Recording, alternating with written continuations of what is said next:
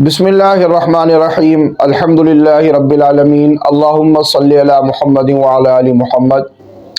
آج کا یہ ویلاگ خاص دعوتی فکر سے متعلق ہے اور اس کا پس منظر صرف اتنا ہے کہ اللہ تبارک و تعالیٰ نے اپنے نبی صلی اللہ علیہ وسلم کے واسطے سے جو ہمیں دین عطا فرمایا، اس دین کے اندر سب سے اہم مہم کام جو ہے وہ اللہ تعالیٰ کے فرائض کی ادائیگی ہے، اور ان فرائض کی ادائیگی کے اندر بھی جو سب سے اہم کام ہے وہ ہے نماز کی ادائیگی۔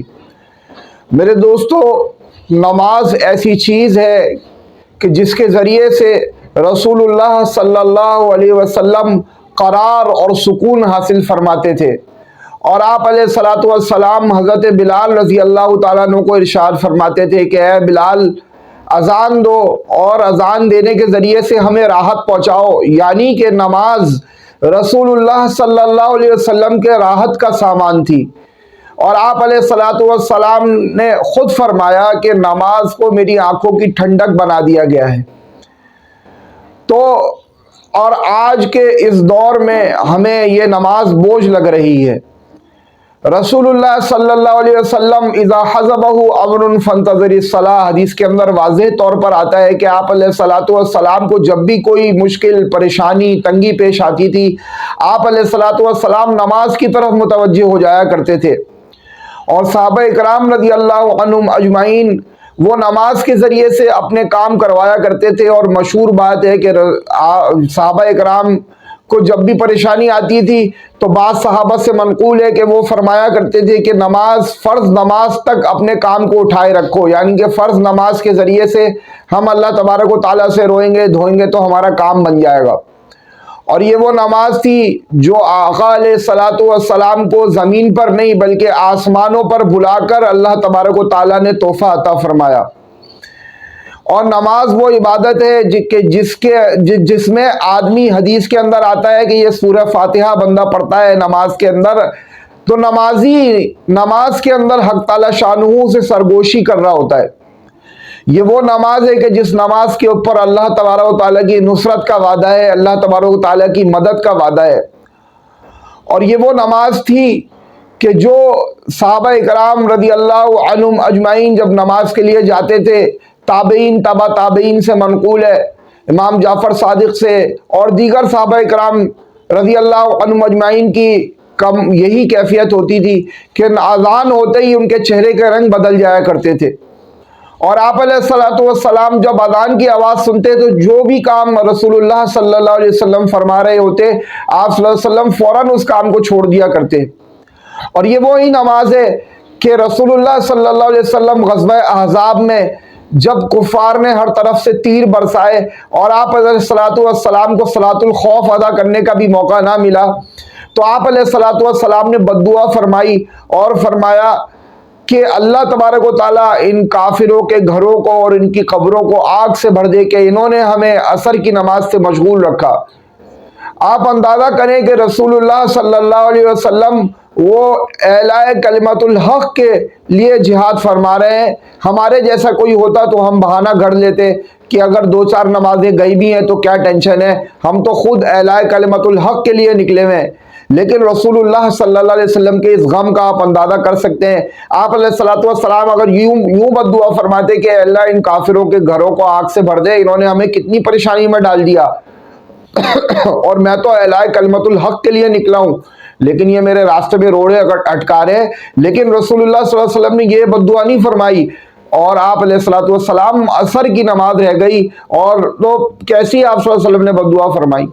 اور پھر روایت کے اندر یہ بھی آتا ہے، مشہور روایت ہے کہ بچھو نے یا کسی کیڑے نے جب آپ علیہ الصلاۃ والسلام کے نماز کے دوران کاٹ لیا تو رسول اللہ صلی اللہ علیہ وسلم کسی کو بد دعا نہیں دیا کرتے تھے، لیکن آپ صلی اللہ علیہ وسلم نے چونکہ دوران نماز اس نے کاٹا تھا تو آپ صلی اللہ علیہ وسلم نے اس پر بد دعا فرمائی کہ بچھو پر یا جو بھی کوئی کیڑا تھا اللہ تعالیٰ اس پر لعنت کرے کہ نہ یہ نمازی کو دیکھتا ہے نہ بے نمازی کو دیکھتا ہے۔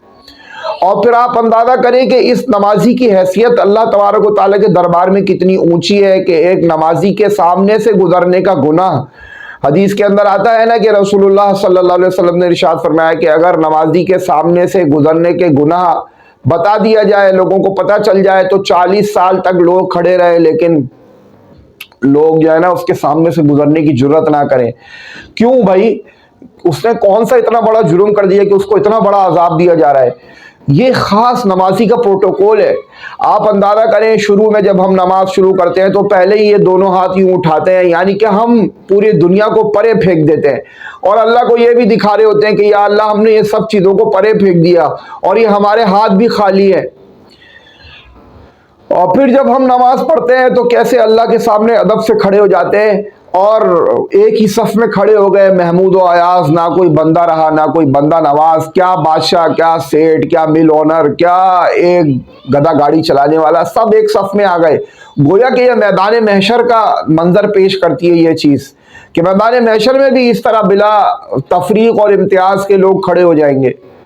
फिर जब हम रुकू में जाते हैं तो अल्लाह तबारक व तआला के सामने हमारा आधा जिस्म झुक जाता है।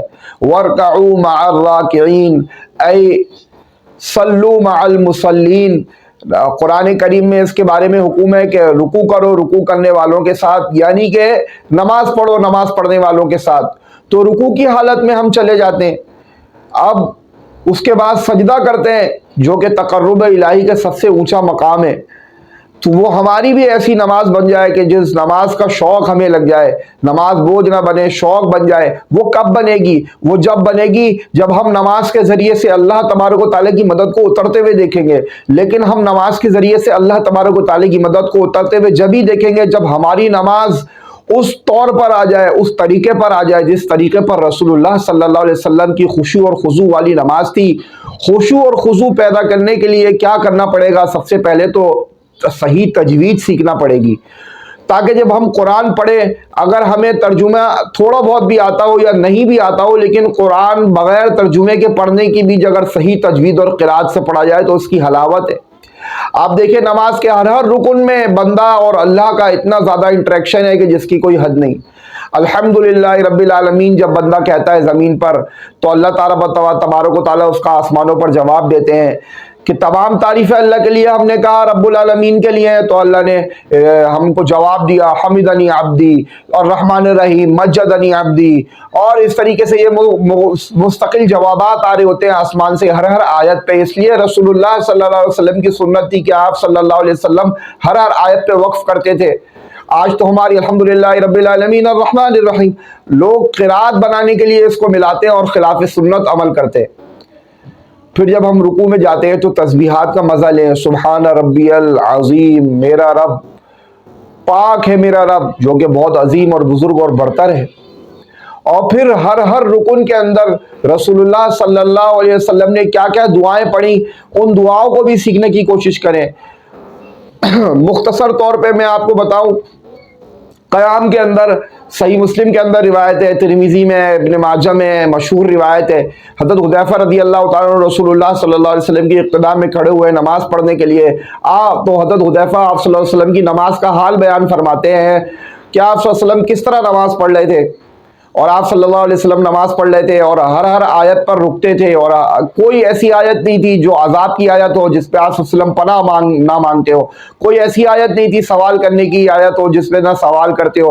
कोई ऐसी आयत नहीं थी जन्नत की तज़किरे की आयत जिसमें आप सल्लल्लाहु अलैहि वसल्लम जन्नत की तलब ना करते हो। गोया के साथ साथ रसूलुल्लाह सल्लल्लाहु अलैहि वसल्लम नमाज भी पढ़ रहे हैं और आप सल्लल्लाहु अलैहि वसल्लम क़िराअत भी कर रहे हैं, और आप सल्लल्लाहु अलैहि वसल्लम जो मौजू और मौके के एतबार से जो दुआ मांगनी है, और उसके साथ साथ क़याम के अंदर रसूलुल्लाह सल्लल्लाहु अलैहि वसल्लम दुआएं भी मांग रहे हैं। और फिर आप सल्लल्लाहु अलैहि वसल्लम ने पहली रकात ही इतनी लंबी पढ़ी, सूरह बकरा, आले इमरान, निसा, 5-6 पारे बन जाते हैं ये। और ठहर ठहर के और इसी कैफियत के साथ फिर हज़रत हुज़ैफ़ा फरमाते हैं फिर रुकू फरमाया, तो रुकू में ही इतनी देर ठहरे जितनी देर क़याम में लगी थी। फिर सजदों के अंदर, फिर तशहुद के यानी कि 2 सजदों के दरमियान जलसे में समी अल्लाहु लिमन हमीदा कहने के बाद, खड़े होने के बाद तमाम अरकान के अंदर आप सल्लल्लाहु अलैहि वसल्लम इतनी देर ठहरे जितनी देर आप सल्लल्लाहु अलैहि वसल्लम ने क़याम में लगाई थी। हदीस का खुलासा मैं बयान कर रहा हूँ। तो कितनी लंबी नमाज हो गई है। फिर हुज़ैफ़ा रज़ियल्लाहु ताला अन्हु दूसरी रकात पढ़ नहीं सके, सलाम फेर के फिर वो वापस चले गए। उन्होंने बस समझ लिया कि मैं अल्लाह के रसूल के साथ इतनी लंबी नमाज नहीं अदा कर सकता। तो नमाज किस तरीके से पढ़ी जाती थी? क़याम में दुआ कर रहे हैं आप सल्लल्लाहु अलैहि वसल्लम, پھر رکوع میں جا رہے ہیں، رکوع کے اندر سبحان ربی العظیم کے علاوہ بھی اور بھی دعائیں آتی ہیں، رکوع میں بھی مغفرت کی دعا آتی ہے، وہ دعائیں کر رہے ہیں آپ صلی اللہ علیہ وسلم۔ پھر جب سجدے میں چلے گئے تو سجدہ تو تقرب الہی کا سب سے اونچا مقام ہے، آپ صلی اللہ علیہ وسلم نے فرمایا گویا کہ رحمان کے قدموں میں تم نے سر رکھ دیا۔ اور پھر سجدے کے اندر تو آپ صلی اللہ علیہ وسلم اتنی لمبی لمبی دعائیں کرتے تھے کہ صحابہ اکرام سے منقول ہے کہ آپ صلی اللہ علیہ وسلم کبھی کبھار اتنے لمبے لمبے سجدے فرماتے تھے کہ ماں عائشہ سے رضی اللہ تعالیٰ عنہ سے منقول ہے اور دوسرے صحابہ سے منقول ہے اس طرح کی روایات، کیا وہ فرماتے کہ ایسا لگتا ہے جیسے ہم سمجھے بعض مواقع پہ آپ نے ایسا ساکت سجدہ کیا اور اتنا لمبا سجدہ کیا کہ ایسا لگتا ہے، صحابہ اکرام فرماتے کہ جیسے رسول اللہ صلی اللہ علیہ وسلم کی کہیں روح پرواز کر گئی۔